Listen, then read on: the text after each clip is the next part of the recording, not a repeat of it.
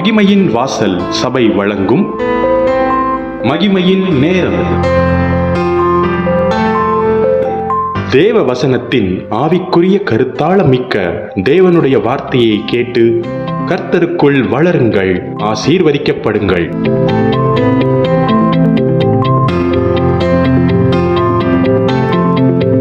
இச்செய்தியினை உங்களுக்கு வழங்குபவர் மகிமையின் வாசல் சபையினுடைய போதகர் பாஸ்டர் சங்கர் அவர்கள். கர்த்தர்தாமே உங்களை ஆசீர்வதிப்பாராக. தேவனுடைய ராஜ்யம், நாம் தொடர்ந்து தேவனுடைய ராஜ்யத்தை குறித்து பார்த்து வருகிறோம். இயேசு இந்த பூமியிலே அவருடைய ராஜ்யத்தை ஸ்தாபிக்கவும் அதை விரிவாக்கவும் வந்தார். நாம் இன்றைக்கும் தேவனுடைய ராஜ்யத்தை குறித்து சில சத்தியங்களை நாம் கற்றுக்கொள்ளலாம். லூக்கா எழுதின சுவிசேஷ புத்தகம் 9ஆம் அதிகாரம் 46வது வசனம்.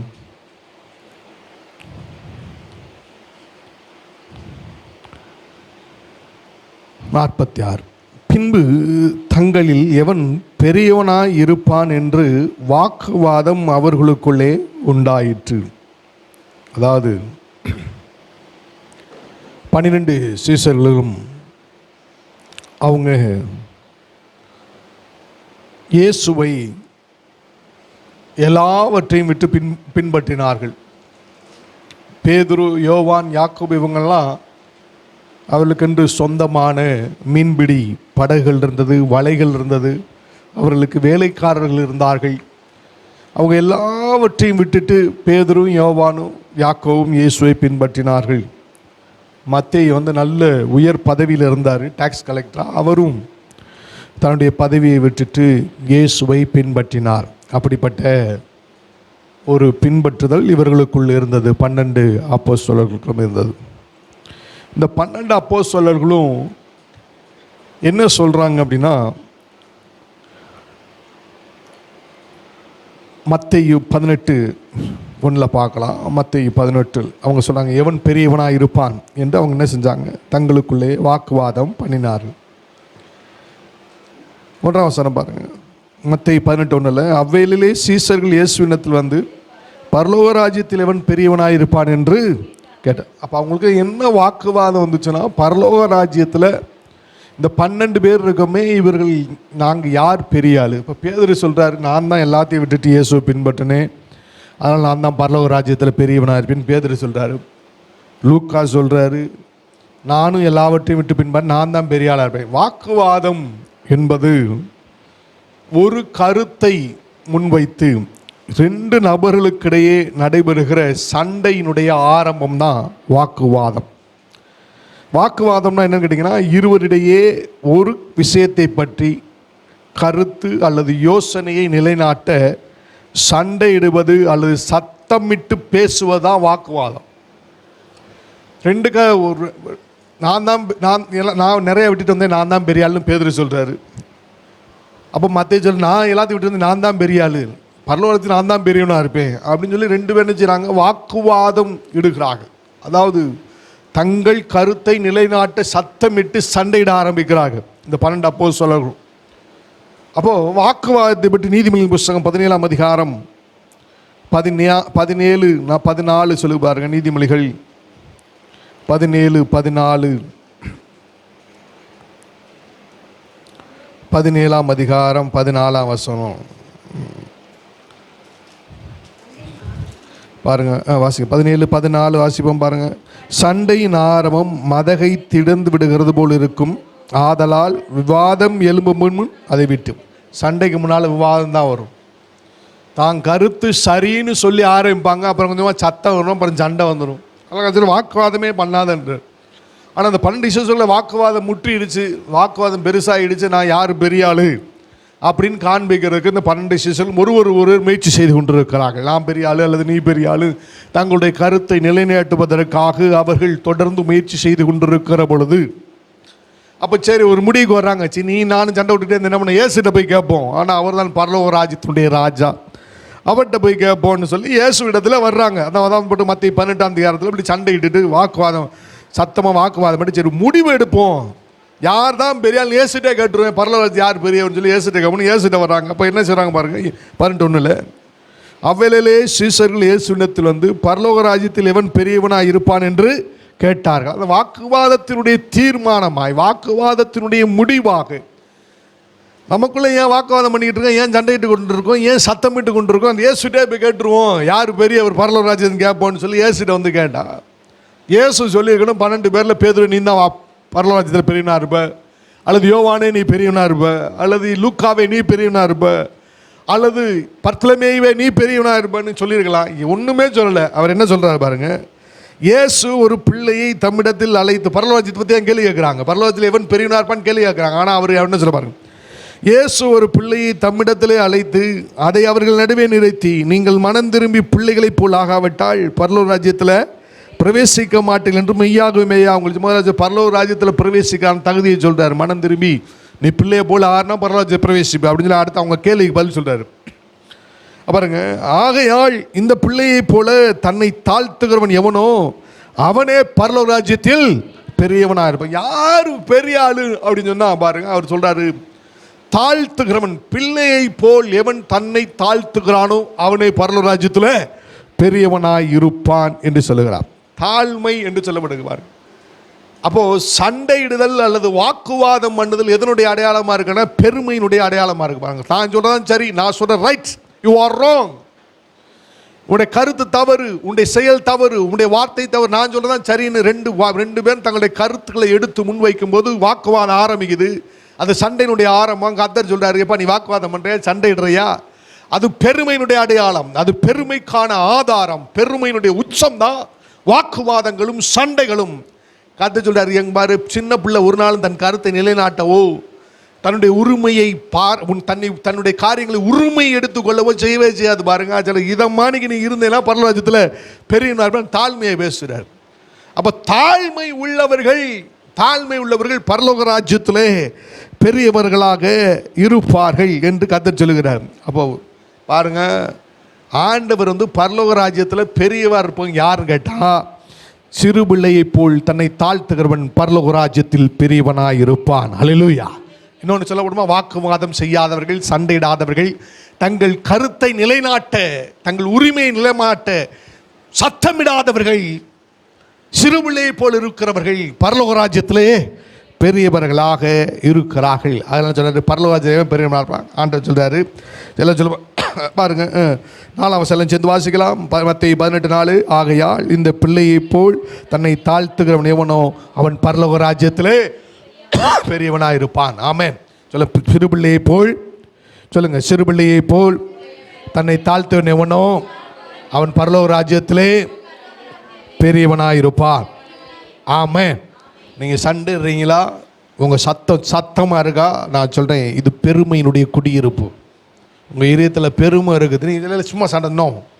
ஒரு கருத்தை நிலைநாட்ட அல்லது உங்களுடைய நீதியை நிலைநாட்ட நீங்கள் சத்தமிடுவதும் அல்லது வாக்குவாதத்தின் ஆரம்பம்னா நீங்கள் என்ன சண்டை தான் போடுறது கிடையாது. அது பெருமையினுடைய அடையாளம், பெருமையுடைய ஊற்றாக அது இருக்கிறது.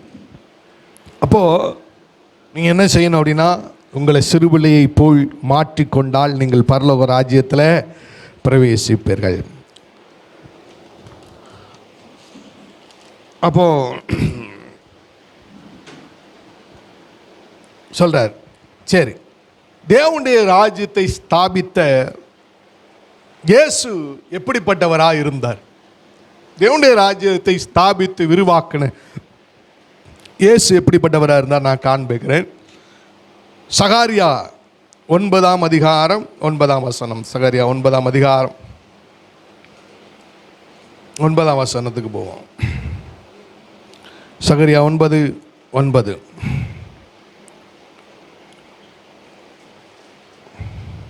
சீயோன் குமாரத்தியே மிகவும் கலிகூறு, எருசலேம் குமாரத்தியே கெம்பீர், இதோ உன் ராஜா, அதாவது தேவனுடைய ராஜ்யத்தினுடைய ராஜா, இதோ உன் ராஜா உன்னிடத்தில் வருகிறார், அவர் நீதி உள்ளவரும் இரட்சிக்கிறவரும் தாழ்மை உள்ளவரும் கழுதையின் மேலும் கழுதை குட்டியாகிய மரியின் மேலும் ஏறி வருகிறவருமாய் இருக்கிறார். இயேசுவை பற்றி சொல்லும்போது அவர் ராஜா வர்றாரு. இவர் தேவனுடைய ராஜ்யத்தினுடைய ராஜா. அவர் எப்படி இருக்கார் பாருங்க. அவரை பற்றி சொல்லும்போது 4 அவர் சொல்றார், நீதி உள்ளவர், ரட்சிக்கிறவர், தாழ்மை உள்ளவர். தேவன் எப்படிப்பட்டவர்? அப்போ ஒரு இடத்துல கூட அவர் வாக்குவாதம் பண்ணலையா? ஒரு வாரத்தில் கூட அவர் பூமியில் சண்டையிடலையா? அவர் சத்தம் கேட்கவில்லையா? சத்தத்தை உயர்த்தி தன் கருத்தை நிலைநாட்ட அவர் சத்தம் இல்லையா? அப்படின்னா கிடையவே கிடையாது. அவர் செஞ்சதே இல்லை. ஏன்னா அவர் சொன்னார், அவர் தாழ்மை உள்ளவராக அவர் இருந்தார். ஏனென்றால் அந்த தேவனுடைய ராஜ்யத்தை ஸ்தாபித்த இயேசு தாழ்மை உள்ளவர்.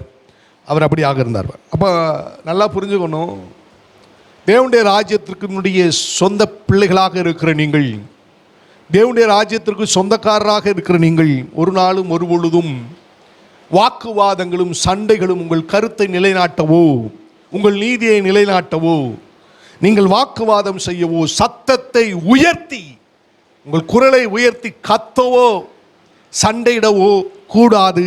அப்படி கூடுவது செய்வது பெருமையினுடைய வெளிப்பாடாக இருக்கிறது என்று பரிசுத்த வேதம் சொல்லுகிறது. அப்போ இயேசு கிறிஸ்து தாழ்மை உள்ளவராக அவர் இருந்தார். அவர் எருசலேமுக்குள்ளே பிரவேசிக்கிற போது கழுதை மரியின் மேலே ஏறி அவர் பிரவேசித்தார். அவரை பற்றி வேதம் சொல்லுகிறது, அவர் தாழ்மை உள்ளவர். மத்தேயு எழுதின சுவிசேஷ புத்தகம் 12ஆம் அதிகாரத்தில் அவரை பற்றி சொல்லப்பட்டிருக்கிறது. அவருடைய சுபாவத்தை பற்றி சொல்லப்பட்டிருக்கிறது. மத்தேயு எழுதின சுவிசேஷ புத்தகம் 12ஆம் அதிகாரத்திற்கு நாம் கடந்து வருவோம். தேவன் அவருடைய சுபாவத்தை பாருங்கள். மத்தேயு 12ஆம் அதிகாரம் 17 முதல் 19 வசனங்களை நான் வாசிக்கிறேன். அவர் வாக்குவாதம் செய்யவும் மாட்டார், கூக்குரல் இடவும் மாட்டார். பாருங்க 17ஆம் வசனத்தை வாசிப்போம். ஏசியா தீர்க்கதரிசி வாசிப்போம். ஏசியா தீர்க்கதரிசியால் உரைக்கப்பட்டது நிறைவேறும்படி இப்படி நடந்தது. அவர் உரைத்ததாவது, இதோ நான் தெரிந்து கொண்ட என்னுடைய தாசன், என் ஆத்துமாவுக்கு பிரியமாயிருக்கிற நேசம், என் ஆவியை அவர் மேல் அவர பண்ணுவேன். அவர் புறஜாதியாருக்கு நியாயத்தை அறிவிப்பார், வாக்குவாதம் செய்ய மாட்டார். வாக்குவாதம் தன்னுடைய நீதியை நிலைநாட்ட மாட்டார். அவர் நீதி உள்ளவர் தான். தான் உரிமையை நிலைநாட்டு சத்தம் அடுத்த வருஷம் கூக்குரல் இடவும் அப்படின்னா சத்தத்தை உயர்த்த மாட்டார். தான் சத்தத்தை அப்படின்னு உயர்த்தி, நான் யாரும் தெரியுமா, நான் நீதி உள்ள தேவன், ரட்சிக்கிறவர், நான் தான் ராஜாதி ராஜா, நான் தான் தேவன் அவர் சொன்னாலும் தகுமா? ஆனாலும் அவர் சொல்லலையா அப்படின்னு சொல்லிட்டு பாருங்க. தம் குரலை பாருங்க, அவருடைய சத்தத்தை, அவருடைய குரல் சத்தத்தை ஏன் உயர்த்தி பேசுகிற தம்முடைய குரலின் சத்தத்தை ஒருவனும் வீதியிலே கேட்பது இல்லை. நல்லா கவனிங்க. ஒருத்தர் மேலே உங்களுடைய குரலினாலே அடக்கி ஆளுகை செய்ய வேண்டும் என்று உங்கள் சத்தத்தை உயர்த்தினீங்கன்னா அது பெருமையினுடைய அடையாளமாக இருக்குது. தேவன் ஒருவர் காற்றின் மேலும் கடலின் மேலும் தன் குரலை உயர்த்தினார். அவர் செஞ்சார். காற்றே இறையாதன்னா அதுக்கு மேலே தன்னுடைய அத்தாரிட்டியை யூஸ் பண்ணுறதுக்காக குரலை உயர்த்தினார். மனிதனை ஒரு நாளும் ஒருபொழுதும் மனிதன் மேல் தேவன் தன்னுடைய குரலை உயர்த்தினதே இல்லை. அவர் அப்படி செய்ததே கிடையாது.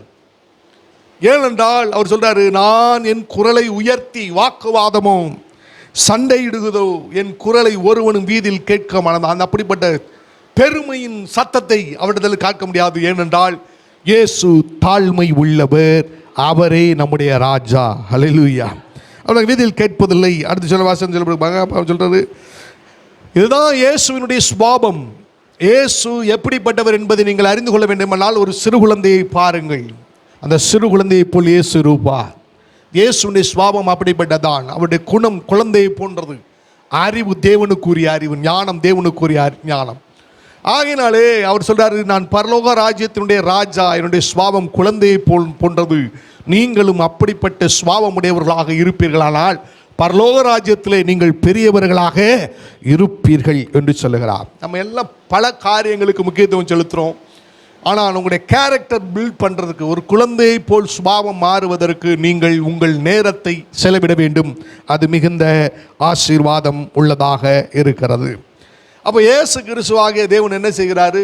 சகரியா 9ஆம் அதிகாரத்தில் 9ஆம் வசனத்தில் சொல்லப்பட்டபடி அவர் பூமிக்குள்ளே வரும் பொழுதும் அப்படித்தான் இருந்தார். மிகுந்த தாழ்மை உள்ளவராக இருந்தால் தாழ்மையின் சொரூபம் உடையவராக அவர் இருந்தார் என்று வேதம் சொல்கிறது. இயேசு கிறிஸ்து வரும் பொழுது அவரை பற்றி புகழும் பொழுது அவர் தாழ்மை உள்ளவர், அவருடைய சத்தம் வீதியிலே கேட்பதில்லை என்று பரிசுத்த வேதம் சொல்லப்பட்டபடி இருந்தது. இயேசு கிறிஸ்து சிலுவை மரத்தில் அவர் தொங்கிக் கொண்டிருக்கிறார். சிலுவையிலே தேவனுடைய ராஜ்யத்தை ஸ்தாபிக்கும்படி ஒரு ராஜாவாக, இதோ உன் ராஜா கழுதை குட்டியாகிய கழுதை குட்டியின் மேல் என்ன செய்கிறார்? வருகிறார் என்ற வேத வசனத்தின்படி இயேசு கழுதை குட்டியின் மேலே அவர் பயணித்து வந்தார். அப்படிதான் எருசலேம் நகரத்திற்குள் பிரவேசித்தார். சிறு பிள்ளைகள் எல்லாரும் குருத்தோலைகளை பிடித்து கொண்டு கர்த்தரின் நாமத்தில் வருகிறவர் ஸ்தோத்தரிக்கப்பட்டவர், உன்னதத்தில் ஓசன்னா என்று சொல்லி ஆர்ப்பரித்தார்கள். அவர் கழுதை குட்டியாக கழுதை மரியின் மேல் அமர்ந்திருக்கிற பொழுது வேதம் சொல்லுகிறது அவர் தாழ்மை உள்ளவர். ஹல்லேலூயா. நம்ம ஆராதிக்கிற தேவனைப் போல தாழ்மை உள்ளவரை நீங்கள் கண்டதில்லை, கண்டிருக்க மாட்டீர்கள். பாருங்க, ஹம்பிள்னஸ் பிலாங் டு அஸ். தாழ்மை தேவனுடைய ராஜ்யத்துக்குரியது, பெருமை பிசாசின் ராஜ்யத்துக்குரியது. பிசாசு எப்பொழுதும் பெருமைக்குரியவர்களும். பாருங்க, பிசாசை நீங்கள் விரட்டினீங்கன்னா அவன் சத்தமிட்டுக்கிட்டே போவான், கூக்குரல் இடுவான். பாருங்க, ஏன்டா கூக்குரலாம்? அவன் பெருமையினுடைய அடையாளமாக அது இருக்குது. அதுதான் அவனுடைய அடையாளமாக இருக்கிறது. நீங்கள் தேவனுடைய பிள்ளைகளை, நீங்கள் ஒருபொழுதும் ஒரு நாளும் வாக்குவாதம் செய்து உங்கள் நீதியை நிலைநாட்டவோ அல்லது உங்கள் கருத்தை நிலைநிறுத்தவோ ஒரு நாளும் ஒருபொழுதும் சத்தமிடாதீர்கள். உங்கள் சத்தத்தை வீதியில் ஒருவரும் என்ன செய்ய வேண்டாம்? கேட்க வேண்டாம். ஏனென்றால் அது தாழ்மையின் அடையாளமாக இருக்கிறது. ஹல்லேலூயா. அப்படி இருந்தால் பரலோக ராஜ்யத்தில் நீங்கள் பெரியவர்களாக இருப்பீர்கள் என்று கர்த்தர் சொல்லுகிறார். இயேசு சகரியா 9:9 படி இயேசு என்ன செய்கிறார்? கழுதை மேல் ஏறி அவர் எருசலேமுக்குள் பயணிக்கிறதை வேதம் சொல்லுகிறது. அப்படி போகும்போது எல்லாரும் அவரை வாழ்த்துகிறார்கள். அவர் சொல்றார், இதோ ராஜா வருகிறார், அவர் நீதி உள்ளவர், அவர் சாந்தம் உள்ளவர், அவர் தாழ்மை உள்ளவர் என்று சொல்லி மரக்கிளைகளை தரித்து கர்த்தரின் நாமத்தில் வருகிறவர், ஸ்தோத்தரிக்கப்பட்டவர், ஓசன்னா என்று சொல்லி சிறுவரும் பெரியவர்களும் தேவனுடைய நாமத்தை உயர்த்தினார்கள். ஹல்லேலூயா. அவர் தாழ்மை உள்ளவராக எருசலேமுக்குள் பிரவேசிக்கிறார். அங்கே பிரதான ஆசாரியர்களாலும் ஜனங்களாலும் நம்முடைய பாவங்களுக்காகவும் தேவனுடைய ராஜ்யம் ஸ்தாபிக்கப்படுவதற்காக ராஜாவாக கைது செய்யப்படுகிறார். எல்லா போர் சேவர்களாலும் அடிக்கப்படுகிறார். இயேசு சிலுவையிலே தன்னைத்தானே பாவ நிவாரண பலியாக ஒப்பு கொடுப்பது மாத்திரமில்லை, ஒரு ராஜாவாக இயேசு சிலுவையில் அறையப்படுகிறார். சிலுவையிலே அவர் அறையப்படுகிற பொழுது வேதம் சொல்லுகிறது, பாருங்க, சில ஜனங்கள் இருந்தார்கள். அந்த ஜனங்களிலே ஒரு திரள் கூட்டமான பொதுமக்கள் இருந்தார்கள், பொது ஜனம். அந்த ஜனம் சிலுவையில் அறையப்பட்ட இயேசுவை பார்க்கிறார்கள். வாசிக்கலாம். மார்க் எழுதின சுவிசேஷ புஸ்தகம் 15ஆம் அதிகாரம் 29வது வசனத்தை நான் வாசிக்கிறேன். கவனிங்க. 15:29 இல்லைம்மா, என்ன செய்யலாம் பாருங்க. 26ஆம் வசனத்தில் எல்லாம் சேர்ந்து வாசிக்கலாம். 25ஆம் வசனத்தில் எல்லாம் செய்யலாம். மார்க்கு 15:25 எல்லாம் சேர்ந்து வாசிக்கலாம். அவரை சிலுவையில் அறைந்த போது 3ஆம் மணி வேலையா, காலையில் 9 மணிக்கு அறைகிறாங்க. அவரை 3ஆம் மணி வேலைன்றது காலையில் 9 மணிக்கு அவர் சிலுவையில் அறையப்பட்டுட்டார். சரி, 9 மணிக்கு சிலுவையில் அறையப்படைந்தார். வாசிக்கலாம்.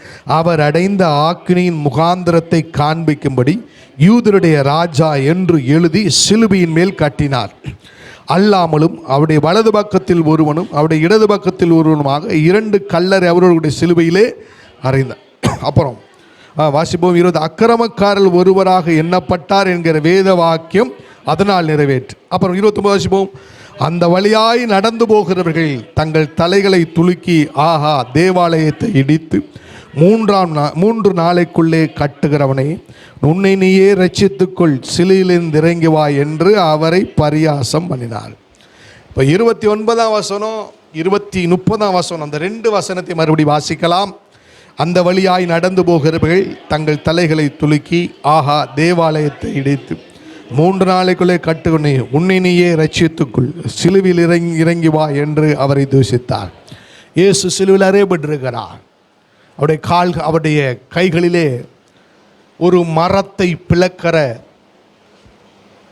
அந்த ஆப்பினாலே, அது ஒரு சொல்லுவாங்களா, நல்ல கனமாக இவ்வளோ அகலம் இருக்கும். அந்த மரங்களை பிளப்பாங்க இல்லையா, பெரிய பெரிய மரங்களை பிளக்க பயன்படுத்துகிற இரும்பு, அதுபோல் ஆணி பெரிய, அதை கொண்டு தேவனுடைய கால்களும் கல்களும் அறைந்திருந்தார்.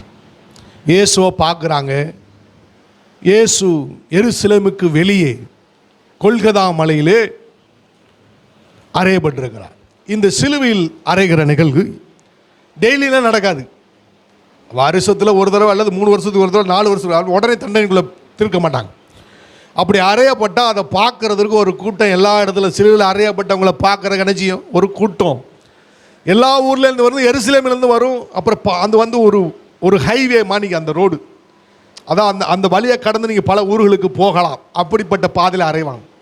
அப்போ நான் சிலுவையில் அறையப்பட்டிருக்காங்க, வேடிக்கை பார்க்குறதுக்காகவே ஒரு கூட்டம் நிச்சயம் நம்ம ஊரில் வரவங்க ஒரு சின்ன பைக்கில் போகிறவங்க கீழே விழுந்துட்டு, ஒரு பைக்கில் போனோம் கீழே விபத்து உண்டாச்சு, ஒரு பெரிய கூட்டம் என்ன செஞ்சிடும், கூடிடும். என்னாச்சு என்ன நடந்து அங்கே நடந்திருக்கு, இங்கே ஒரு கூட்டம் கூடிடும். நடக்கலையா? அப்படி நடக்கிறது இல்லையா? பார்த்துருக்கீங்க இல்லையா? அப்படி இருக்கும். இப்போ சிலுவையில் அறையப்படுறதுக்குள்ள என்றைக்கே ஒரு நாள் நடக்கிற நிலவு. எல்லோரும் என்ன சொல்கிறாங்க பாருங்கள், சிலுவையில் அறையப்படாது போய் பார்த்துட்டு வரும், சும்மா போய் அது பார்ப்போம், இனிமேல் பார்க்க நம்மளுக்கு வாய்ப்பாக கிடைக்கும் போது அப்படி அங்கே அந்த பொதுமக்கள் வர்றாங்க. ஒரு பெரிய திரளான பொதுமக்கள் கூட்டம் அங்கே வருது பாருங்கள். இதில் எல்லா நாட்டு மக்கள் இருக்கிறாங்க. வியாபாரம் பண்ண வந்தவங்க, வெளிநாட்டை சேர்ந்தவர்கள் எல்லாரும் அங்கே வருகிறார்கள். அவரெல்லாம் வந்து சிலுவையை பார்க்க வந்தா, சிலுவையில் அறையப்பட்டதை பார்க்குறக்கா நிற்கிறாங்க. இது பொதுஜன், இவரை பற்றி கேள்விப்பட்டிருக்காங்க நிறையா. அப்போ அவங்க என்ன சொல்கிறாங்கன்னா, இது பொதுமக்கள் பேசுகிறார்கள். 29ஆம் வசனத்தில் பொதுமக்கள் அந்த வழியாய் நடந்து போகிறவர்கள் போனால் போய் பார்க்குறக்கா வந்த கூட்டம் பாருங்கள். இதெல்லாம் வந்துட்டு சொல்கிறாங்க, தலையை துலுக்கி பாருங்கள் என்ன சொல்ல, இப்போ இயேசுவை பார்த்துட்டு, பைபிளை பார்க்காதீங்க, என்ன பாருங்க, இயேசுவை பார்த்துட்டு தலையை இப்படி ஆட்டுறான். இயேசுவை பார்த்துட்டு ஆஹான்னு சொல்லி போட்டு பாருங்க. அப்படின்னா பார்த்து சிரிக்கிறான். என்ன சொல்கிறான், தேவையா உனக்கு? சிரித்து கொண்டே சொல்கிறான், தேவையாதுக்கு தேவாலயத்தை அடிப்பேன்னு ரொம்ப சொன்ன, என்ன உன்னை 3 நாள் தேவாலயத்தை எடுத்து கட்டிடுன்னு சொல்லிட்டு இப்போ ஒன்னேன்னு விடுவித்து கொள்ள முடியலையே, நீ சிலுவையிலிருந்து இறங்கி வா என்று கேலி கிண்டல் செய்தார்கள். கேலி செய்ய தெரியும்ல, யாராவது ஒரு வார்த்தை சொல்லியிருப்பாங்க, அந்த வார்த்தையை சொல்லி என்ன செய்கிறது, கேலி பண்ணுறது, கிண்டல் செய்கிறது. அப்படி செய்ய திருப்பி பார்த்துருப்பீங்க இல்லையா? செய்வாங்க, உங்களை செய்வாங்க, நீங்கள் மற்றவங்களை செய்வீங்க, அதெல்லாம் உங்களுக்கு அனுபவம் இருக்கும் இல்லையா? இயேசுவை பார்த்து ஒரு கூட்ட ஜனம் ஏதோ ஒரு நேரத்தில் நடந்து முடிக்கல பாருங்க, கண்டினியூவாக நடக்குது. அப்படி நீங்கள் நினைக்கிறீங்க, ஒரு கூட்டம் வந்து பார்த்துட்டு ஹேன்னு சொல்லிட்டு என்ன அப்படி போல ஒருத்தன் சொல்கிறான் போகிறான், இன்னொருத்தன் வர்றான் சொல்கிறான் போகிறான், ஒருத்தன் அப்படி தொடர்ந்து இயேசு சிலுவையிலிருந்து இறக்கப்படும் வரைக்கும் இந்த சம்பவம் நடந்து கொண்டே இருக்கிறது. நல்லா கவனிக்கணும். எவனுக்கெல்லாம் இந்த இயேசு 3 நாளில் தேவாலயத்தை இடித்து 3 நாட்களே திரும்ப எழுப்பெடுக்கலாம், அவங்க எல்லாம் கேள்விப்பட்டான். அந்த சிரிக்கிறான். என்னப்பா, என்ன இயேசு என்னமோ சொன்னீர், தேவாலயத்தை இடிப்போன்னு, இடிச்சு 3 நாள் எழுப்பிடுன்னு சொன்னீர், என்ன நீர் ஒன்றும் முடியல, அப்படி தலையை அப்படி ஆட்டி கேலி பண்ணி சிலுவையில் போய் சிரிக்கிறான் பாருங்க. அப்படி இவர் அவரை பார்த்து ஒருத்தர் உங்களை பார்த்து சிரிக்கிறான் வச்சுக்கோங்க, நீங்கள் என்ன செய்வீங்க? ஒன்று நக்கலாக சிரிக்கிறாங்க இல்லையா? அப்படி சொன்ன என்ன செய்வீங்க? என்ன செய்வீங்க? நீங்கள் என்ன செய்வீங்க? ஏய் என்ன சும்மா போக முடியாதா? நான் யாரும் தெரியுமா? நீங்கள் ஒன்றுமே இருக்க மாட்டீங்க, யாரும் சவுண்டு மட்டும், யாரும் தெரியுமா? நான் ஒன்றுமே செய்ய மாட்டீங்களோ? செய்வீங்களா செய்ய மாட்டீங்களா? இங்கே வந்தால் உங்களை போல பரிசுத்தவான்கள் யாருமே கிடையாது. செய்வீங்களா செய்ய மாட்டீங்களா? இல்லைன்னா அப்படி அப்படி இறங்கும் போதே அப்படி ஒன்றும் இல்லை, உண்மைதானே? அப்படி அப்படி அவன் பேசுகிறான் பாருங்க. உடனே கற்றுக்கிட்டான், நான் வாக்குவாதம் செய்ய மாட்டேன், கூக்குரலிடவும் மாட்டேன், நீ என்ன வம்புக்கு இழுத்தா கூட நான் பேச மாட்டேன்டான்றாரு. நல்லா கவனிச்சுக்கோங்க, அதுதான் தாழ்மை. நல்லா புரிஞ்சுங்களா? உங்களுக்கு எங்கே பிரச்சனை வருதுனா நீங்கள் சும்மா தான் இருப்பீங்க. எவனோ பிசாசு பிடிச்சா வருவான், இல்லை மாமிசத்தால் பிசாசு ஏற்பட்டு வரான் பாருங்க. சும்மா இருக்கிற உங்களை பார்த்து கேலி பண்ணுவான் பாருங்க. உடனே உங்களுக்கு என்ன செய்யறோம்? அப்படியே சாந்தமாக இருப்பீங்க. அல்லேலூயா. அப்படி தான் இருப்பீங்க. அவனுக்கு பதில் சொல்லிட்டு தான் சாப்பாடு வைப்பீங்க. அவன் போயிடுவான் பேசிட்டு, சாப்பிடும்போது அவன் பேசிட்டான் தெரியுமா, அவனை விடவே கூடாதுன்றேன் நான்.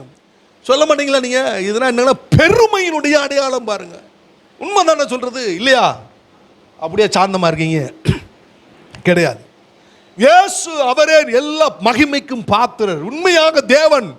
அவரால் சிருஷ்டிக்கப்பட்ட மனுஷன் தலையாட்டி என்ன ஏசா, ஏன்னா 3 நாட்களை எழும ஆலயத்தை இடிச்சு எழுப்பிறேன், இப்போ உண்மையாக காப்பாற்றிக்கல வழி இல்லை, என்னையா நீ அவளை நம்மள வாய் மூடிட்டு போயிரு, நான் இறங்கி வந்தேன் உன்னை கொன்னே முடிவேன் அப்படின்னு சொல்லுவோம்.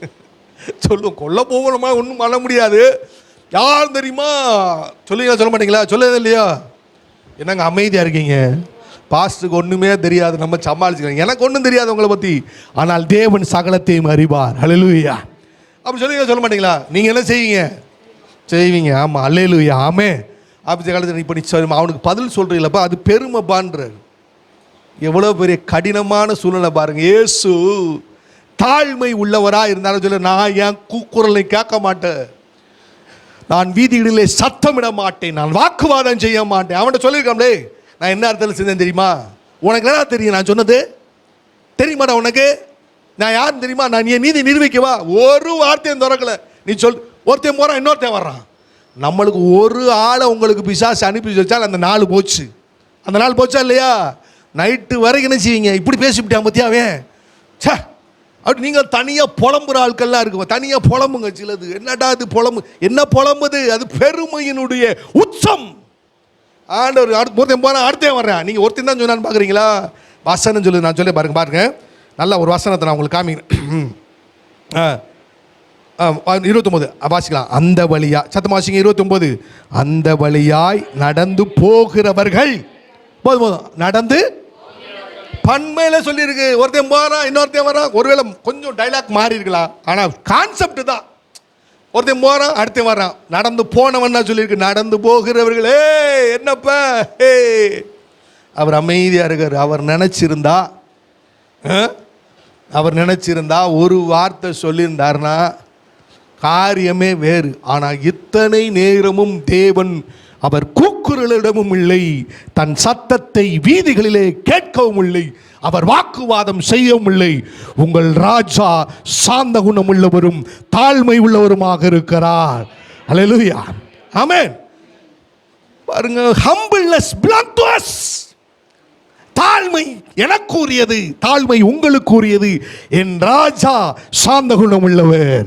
அல்லேலூயா, ஆமென். அதர் சேசவே இல்லைங்க. சரி, இந்த ஜனங்கள் வந்து போயிட்டு வந்துருக்கா. நீங்கள் என்ன சிலுவையில் பெரிய டார்ச்சர் என்ன தெரியுமா? மைண்ட் டார்ச்சர் தான். ஃபிசிக்கல் டார்ச்சர் கூட எதை நீங்கள் தாங்க, மைண்ட் டார்ச்சர் இருக்கு பாருங்க. மனதில் ஒரு டார்ச்சர் கொடுக்குறாங்க பாருங்க. உங்களை மனது ரீதியாக துன்பப்படுத்துறாங்க பார்த்தீங்களா? ஒரு வார்த்தை சொன்னால் போதும் பாருங்க, இந்த வார்த்தையை சுமந்துக்கிட்டே தெரியுங்க. சொன்னேன் போயிடுவான். ஏதோ ஒருத்தன் சொல்லியிருப்பான், அந்த வார்த்தை மனதுக்குள்ள சுமந்துக்கிட்டே இருப்பீங்களா இல்லையா? சுமக்க மாட்டீங்களா?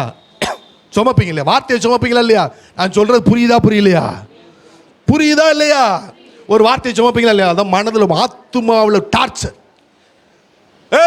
அப்படின்னு ஏதோ ஒரு வார்த்தை சொல்லிட்டு போயிடான் ஒருத்தன். சொன்னேன் போயிடுவான். அவன் சொன்ன வார்த்தை உங்களுக்கு கிடக்கும் பாருங்க. இந்த வசந்த காட்டில் அந்த வார்த்தையை சுமந்து அவன் சொல்லிட்டான் பார்த்தீங்களா?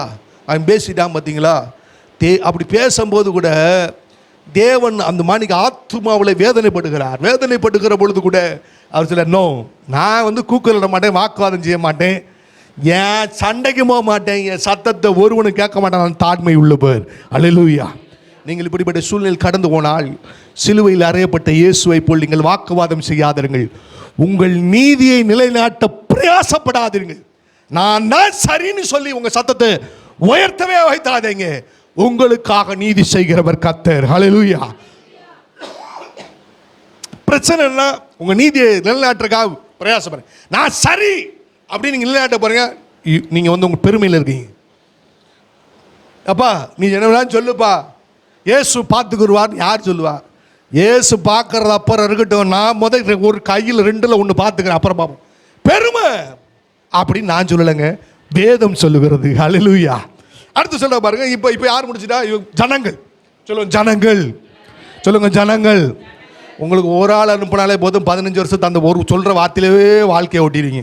அவ்வளோ பேர் பேசுனாங்களா? இயேசு தாழ்மையாக இருந்தார். ஆமென். எல்லா மகிமைக்கும் புகழ்ச்சிக்கும் சொந்தக்காரர், தாழ்மை உள்ளவராக இருந்தார்.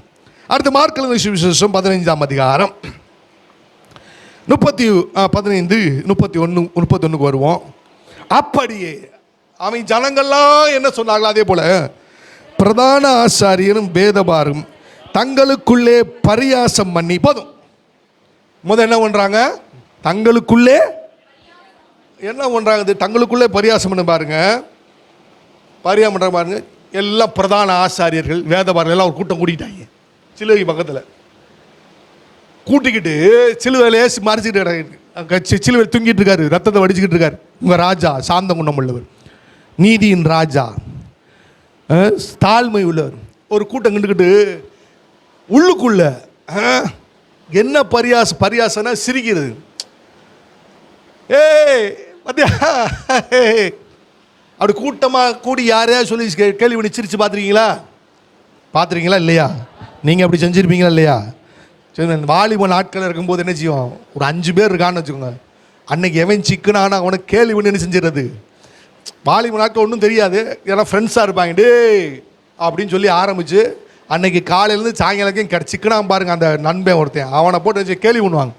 கேள்வி பண்ணி அவனை அழுகாத குறையாக வச்சு அவனை சிரித்து எல்லாம் சேர்ந்து டே அப்படி சிரிப்பாங்க. அப்படி லைஃப்பில் நீங்கள் கடந்து வந்திருக்கீங்களா வரலையா? வந்துருக்கிறது இல்லையா? ஆமாம். மற்றவங்களை பரியாசம் பண்ணி சிரிச்சிருக்கிறாங்க இல்லையா? யார் சிரிச்சிருக்கா? இந்த பிரதான ஆசிரியர் வேதபாரகர் இயேசுவை பரியாசனா வசந்த வாசிக்க பாருங்க. அப்படி பிரதான ஆசாரியரும் வேதபாரம் தங்களுக்குள்ளே பரியாசமன். அவர் என்ன செஞ்சாங்க? பரியாசனா கேலி பண்ணி. பார்த்தியா என்ன ஆகி போச்சு? பார்த்தியா, பிடிச்சி கடைசியில் சிலுவையில் ஏற்றிட்டோம்ல. நம்ம எப்படிப்பட்ட ஆள்? கரெக்டியா, நீ சொன்னதான் என் பிரதான ஆசிரியர், நீ சொல்கிறதான் கரெக்ட். உடனே பிரதான ஆசிரியர் பாரு, வேதபார் நீ சொல்கிறதான் கரெக்டு, இப்படிமான ஆட்களுக்கு இப்படி தான் செய்யணும் பார்க்கணும், இனி எவன் வந்தாலும் இதுதான் காரணம் அப்படின்னு சொல்லி கேலி கிண்டல் செய்து நினச்சினாங்க. சொல்லிட்டு அடுத்து சொல்கிறாங்க பாருங்க, மற்றவர்களை விடுவித்தான், மற்றவர்களை வியாதியிலிருந்து சோகமாக்கின, கூடலுக்கு பார்வையளித்த, கை கால் இல்லாதவனை வளரச் செய்தீர், மரித்தோரை உயிரச் செய்தீர், எப்படி அற்புதமாக செஞ்சு அடுத்து சொல்ல பாருங்க, உன்னை நீயே விடுவித்து கொள்ள திராணி இல்லைன்றாங்க பாருங்க. அது சொல்ல எப்படிப்பட்ட வார்த்தைன்னு பார்த்தீங்களா? இந்த மாதிரி அசால்ட்டை கடந்து போகிறோம் பாருங்க. உங்களை யாராவது பார்த்து ஒன்றுக்கு லாய்க்கில்ல அப்படின்னு சொல்லிட்டா நீங்கள் அடுத்து என்ன செய்வீங்க? அல்லேலூயா ஆமென் சொல்லுவீங்க. நீ யார் என்னை சொல்கிறது ஒன்றுக்கு லாய்க்கில்லை? நீ என்ன கண்டையா? நீ சோறு போட்டு என்னை வளர்த்தையா? நீ யார் என்னை சொல்கிறதுக்கு ஒன்றுக்கு லாய்க்கில்லை? சொல்லுவீங்களா சொல்ல மாட்டீங்களா? என்னங்க அமைதியாக இருக்கீங்க, என்ன கேட்டாலும் அமைதியாக இருக்கீங்க. சொல்லுவீங்களா சொல்ல மாட்டீங்களா? ஒத்துக்கிட்டீங்களா பரலோகம் போவீங்க, ஒத்துக்கலைன்னா பெருமை. சொல்லுவீங்களா சொல்ல மாட்டீங்களா? நீ யார் என்னை சொல்கிறதுக்கு? எனக்கு ஒன்று தெம்புலன்னு சொல்ல நீ யாரியா? நீயா சோறு போடுற? போயா வாயை மூடிட்டு. என்ன கரெக்டாக பேசுகிறேன் போல தெரியுது உங்கள்கிட்ட. ஆண்டவரை பார்த்து அப்படி சொல்கிறான், உனக்கு ஒன்றும் கிடையாது, திராணியாக கிடையாது போ அப்படின்னு சொன்னாலும் அப்பயும் அவர் எப்படி தான் இருக்காரா? வாயை திறக்கலை, என்னையா நான் அந்த இப்போ பரல உடனே என்ன எப்படி தான் நீர் இப்படி வாயை மூடிட்டு இருந்து. நம்மளுக்கு ஒன்று சொன்னாங்கன்னா என்ன செய்யுது? 2 காதுலையும் புகை வருது, மூக்கில் சூடான காற்று வருது, வாயில் வார்த்தைகள் வருது. எப்படியா நீர் இருந்தீர் ஏசையா? ரைட்டு, கத்த நல்லவர் பாருங்க. அவர் தான் சொல்கிறாரு, இதுதான் தாழ்மையினுடைய அவர் சொல்ல பாருங்க, உன்னையே திராணி கிடையாது, ஒரு துப்பு திராணில்ன்ற நல்ல லோக்கல் வேணும், ஒரு துப்பும் உள்ள உனக்கு சொல்லுவாங்களா இல்லையா? சொல்லுவாங்களா சொல்ல மாட்டீங்களா? சொல்லுவாங்க. சொன்னோன்னு என்ன செய்யும் உங்களுக்கு?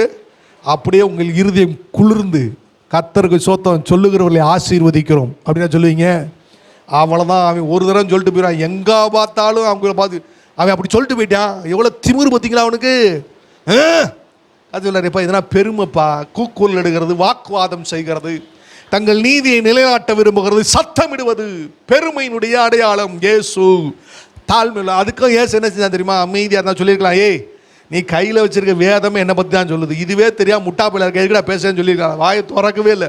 வேதபாரர்கள் பிரதான ஆசாரியர்கள் கிண்டல் பண்ணி கேலி பண்ணி சிரிச்சாலும் இயேசு என்ன செய்கிறாரு பாருங்க. நம்ம மக்கள் எப்படி வேற யாரோ இன்னொருத்தரை பண்ணி நல்ல விதமாக சிரிச்சுக்கிட்டு இருப்பாங்க ரோட்டில்.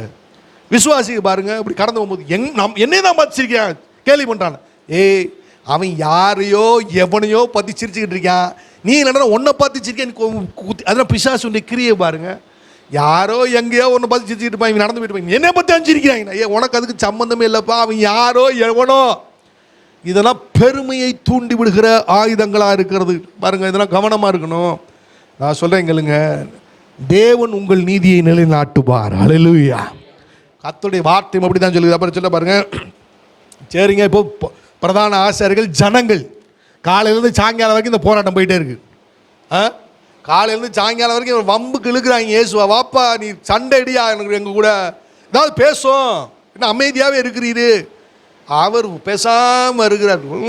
நான் வாயே திறக்க மாட்டேன் போடான்றார், அமைதியாக இருப்பேன்டான்றார். என்ன ஆண்டவர் நீங்கள் ஆராதிக்கிற தேவன்? சர்வ வல்லமை உள்ளவர் தான், ஆனால் சாந்தம் உள்ளவரும் மனத்தாழ்மை உள்ளவருமா இருக்கிறார். அல்லேலூயா. அப்படி சொல்லிட்டாங்க பாருங்க. அடுத்து பாருங்க, ரொம்ப இழிவானவன் ஒருத்தன் அவன் பேசுகிறான் பாரு. நம்ம மக்கள் கேட்டகரி எப்படின்னு தெரியுமா? நம்மளை காட்டிலும் கொஞ்சம் பணக்காரன் வசதி உள்ளவன் படித்து பேசுகிறான், கொஞ்சம் அடங்கி போவோம். நம்ம லெவலுக்கு இருக்கணும் வந்து பாடுறான்டுவோம். நம்மளுக்கு கீழே இருக்க பேசி அவனை கொல்லாம விட மாட்டான். இப்படி தான் நம்ம மக்களுக்கு என்ன செய்ய கேட்டகரி பண்ணி வச்சுருக்கோம் இல்லையா? என்னங்க அமைதியாக இருக்கீங்க? போலீஸ்கார் டே அப்படின்னா அவன்கிட்ட போய் டேன்னு சொல்லுவீங்களா நீங்கள்? டே இந்த போலீஸ்கார் டே என்ன செய்யறது போயிடும். ஒரு உங்கள் லெவலில் இருக்காமா? சரிக்கு சரி. இப்போங்க உங்களுக்கு கீழே ஆள் தெரிஞ்சா அவனை கொல்லாம விட மாட்டீங்க. ஆண்டவர் 3 கேட்டகரிக்கு அமைதியாக இருக்கார். பிரதான ஆசன் அமைதியாக இருக்கிறாரு, போப்பான்றார். ஜனங்கள் அவர்களுக்கு அமைதியாக இருக்கார். அவர் லோ கிளாஸ் ஒருத்தன் அவன் சொல்கிறான் பாருங்க. மத்தேயு 27 அதிகாரம் 44 வசனம் பாருங்க. கர்த்தர் எப்படிப்பட்டவன்றதை கவனிங்க. அப்போனா தான் நீங்கள் பரலோக ராஜ்யத்துக்குள்ளே பிரவேசிப்பீங்க. பரலோக ராஜ்யத்தை என்ன செய்வீர்கள்? சுதந்தரித்து கொள்ளுவீர்கள் என்று பரிசுத்த வேதம் நமக்கு சொல்லுகிறதை கவனிங்க. 44 வசனம் 27 44. அவரோடு கூட மத்தேயு 27 எல்லாம் சேர்ந்து வாசிக்கலாம். 44 அவரோடு கூட சிலுவையில் அறையப்பட்ட கள்ளரும் அந்தபடியே அவரை நிந்தித்தார்கள். இன்னொரு நான் நல்லா படித்து ஆங்கிலத்தில் படித்து பார்த்தாங்க போட்டிருக்கு. அவரோடு கூட சிலுவையில் அறையப்பட்ட கள்ளரும் அவரை வசைபாடி கடுமையாக திட்டினார்கள். கள்ளன் திருடே அவன் வசப்பாடுறானா? ஏய் இதுக்கு உனக்கெல்லாம் தேவையா? ஏதோ சொன்னானா தெரில, ஆனால் வசப்பாடிட்டு திட்டுனானா இயேசுவை. உன்னை இயேசு என்ன சொல்லி, கள்ளப்பையிலே நீ எத்தனை வீட்டில் திருடுறேன் எனக்கு தெரியாது, வாய் மூடிட்டுடா அப்படின்னு சொல்லணும் இயேசு. நீங்கள் அவர் இடத்துல இருந்து சொல்ல மாட்டீங்களா? உன் வண்டமாலம் தெரியாது சொல்லுவீங்களா? சொல்ல மாட்டீங்களாங்க? அதெல்லாம் சொல்ல மாட்டேங்க. ஒருத்தங்க தான் சொல்லுவாங்க. சொல்லுவீங்களா? சொல்ல மாட்டீங்களா? நீங்களாம் பார்த்தா நான் பரலோகத்தில் இருக்க மாதிரி நினைப்பு வருது. சொல்லுவீங்களா? சொல்ல மாட்டீங்களா?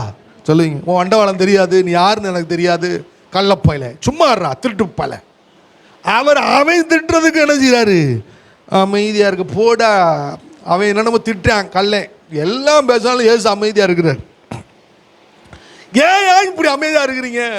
ஏன் இப்படி அமைதியாக இருக்கிறீங்க? ஏதாவது ஒன்று சொல்ல வேண்டியதானே? வாயை மூடுன்னு சொல்லலாம், பேசாமல் இரு, உன்னை நியாயம் தீர்த்து முடியும்னு ஏசு சொல்லலாம்.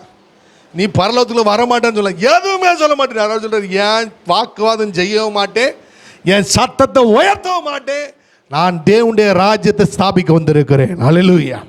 ஏன் இப்படி இருக்கீங்க இயேசுவே? ஏன் இப்படி இருக்கீங்க? அவர் சொல்றார், இதெல்லாம் சண்டை இருந்து கூக்கூரில் இருந்து எல்லாம் பெருமடா, நான் தாழ்மையின் ரூபம்டான்ற. வாசிக்கலாம் பிலிப்பியர் 2 அதிகாரம். பிலிப்பியர் 2 அதிகாரம் 5-6 வசனங்கள்.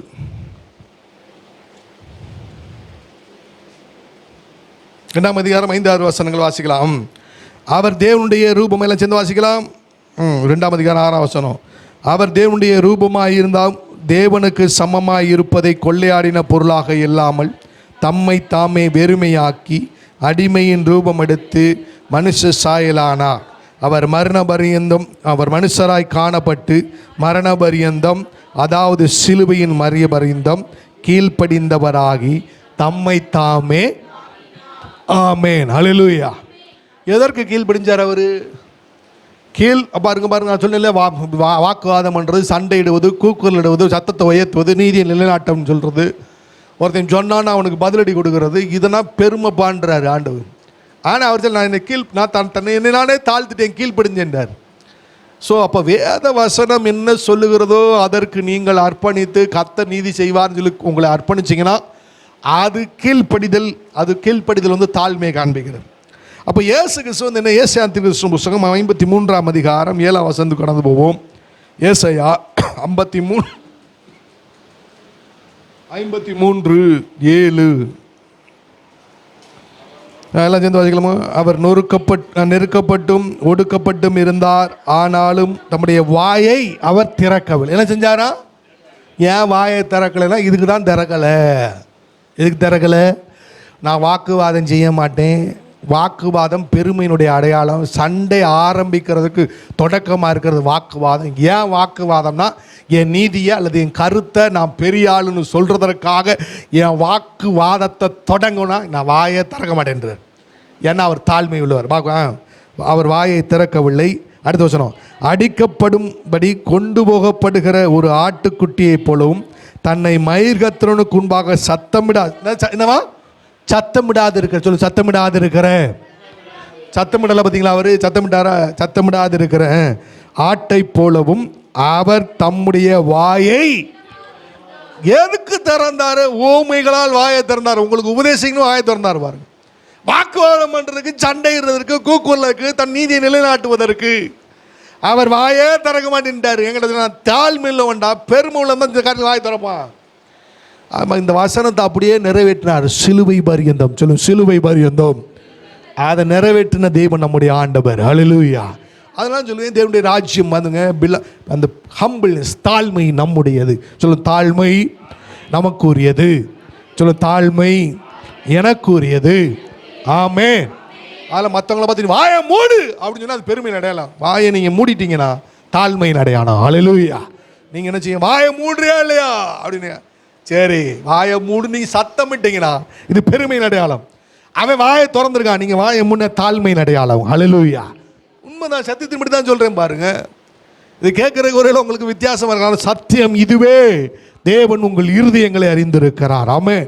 இந்த 12 சீசர்களுக்கு ஏன் வாக்குவாதம் ஆரம்பிச்சா? பெருமையினுடைய ஆரம்பம் தான் வாக்குவாதம். வாக்குவாதத்தினுடைய முறிவு தான் சண்டை, சத்தமிடுதல். அதெல்லாம் தான் பாருங்க. ஆண்டு சொன்னா இருதயத்தில் தாழ்மையாக இருக்கார் தேவன் அப்படின்னு சொல்லி சொல்ல பாருங்க.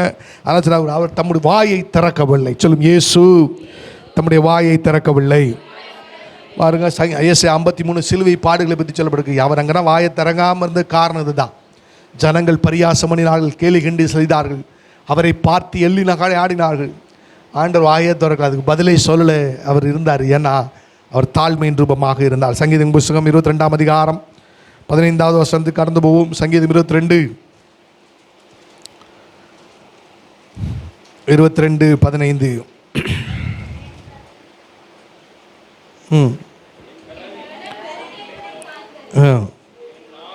என் நாவு மேல் வாயோடு ஒட்டி கொண்டது. போதும். இந்த சங்கீதம் 22ஆம் சங்கீதம் சிலுவையை பற்றின சங்கீதம்.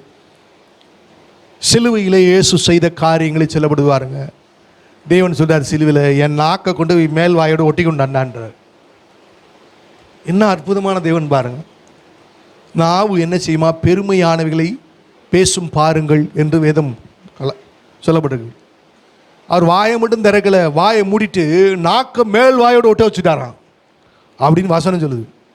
அவர் மயிர் கத்திற்கு முன்பாக வாயை திறவாது இருக்கிற ஆட்டை போல் இருக்கா, வாயை மூடிட்டாரு. அப்புறம் நாக்கு என்ன காண்ட பண்ணீங்க? பண்ண ஆண்டவர் இவங்க பரியாசம். நாக்கு என்ன பண்ணீங்க? நாக்கில் இருந்து கூட சத்தம் வரக்கூடாதுன்னு நாக்கு மேல் வாயோடு ஒட்டி கொண்டது. சிலுவையில் அப்படி தான் செஞ்சார் இயேசு. வாயை திறக்காம நாக்கு மட்டும் உள்ளே பேசுகிறார், நாக்கும் மேல் வாயோடு இருக்கிறது. என்ன காரணம் கேட்டீங்கன்னா, அவர் சிலுவையின் மரண பரியந்தம் தம்மை தாமே தாழ்த்தினார். ஹல்லேலூயா. அப்போ தேவனுடைய ராஜ்யத்தில் யார் பெரியவனாக இருப்பார்னா, நான் சொல்கிறேன், சிறு குழந்தையை போல் தன்னை தாழ்த்துகிறவன் எவனோ அவன் பரலோக ராஜ்யத்திலே பெரியவனாக இருப்பான். வாசிக்கலாம். மத்திய சுவிசேஷ புத்தகம் 18ஆம் அதிகாரம் முதல் வசனத்தை வாசிப்போம்.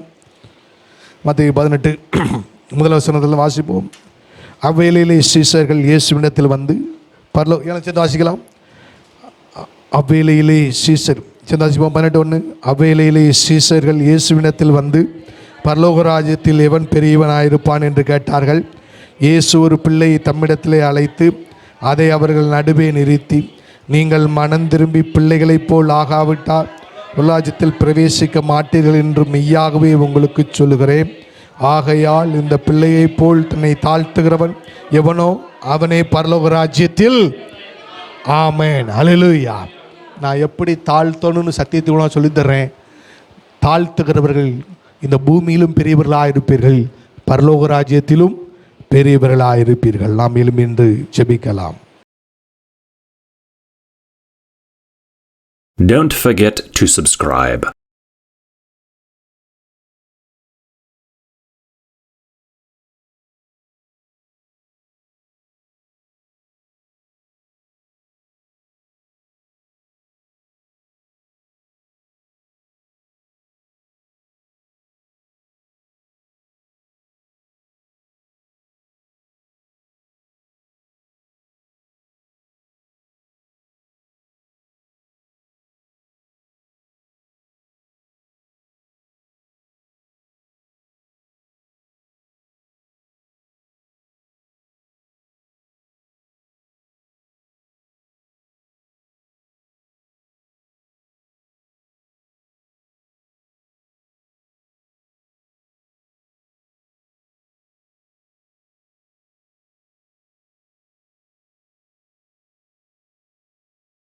Don't forget to subscribe.